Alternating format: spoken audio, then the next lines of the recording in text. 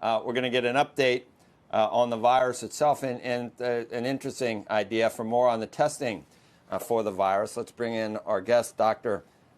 Kavita Patel is joining us on the phone, Brookings Institution fellow and a former Obama administration policy director. And before we get an actual therapeutic, and Doctor, thanks for joining us, it's back to what we know we need to do, and that is testing. And you've got an idea, or at least a proposal that we should be doing, and that is self-service testing. And it wouldn't be impossible to do, although we're wondering how. But in reading, why don't you explain it? Because in the notes, it's something that could definitely be done, and it solves a lot of the problems that you see when you leave their house and go and interact with other people. You could actually do testing from your home.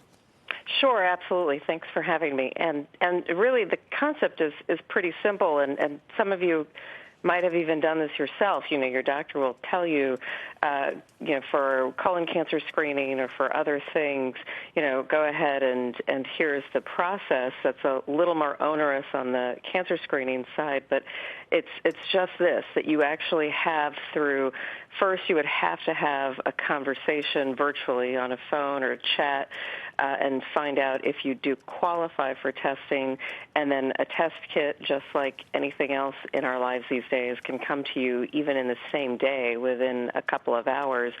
Directions to just take a simple swab through your nose and the process to do it, and then you put it back in the kit. A lot of us are doing this, spitting saliva for DNA, simple type of analogies, and then that kit is safely mailed someplace else where it's processed. So the actual specimen collection, you're watching people doing drive-through testing and having physicians like myself getting kind of geared up in a mask and gloves, et cetera, but doing it in the comfort of your own kind of quarantined home makes a lot of sense. So this is, and I think as your previous guest said, there are so many things about this that are going to be a new normal, and I do believe that this will help so that we're not having, Americans kind of huddled in their living rooms trying to figure out, do I qualify for a test? When can I get a test? And so this we hope can really accelerate the process.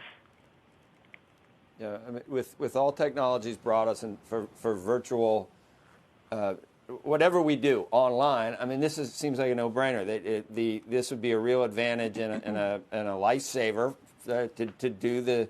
It's not only that, but maybe even talk to your doctor or the diagnosis if you have questions. But also have the virtual conversation about a test from your home. How do you think we're doing, Doctor, at this point? Are we closing the gap that we had in terms of not doing enough testing? I see these numbers bandied about 4 million by the end of the week, things like that. Are we ramping up in time? I mean, we're ramping up.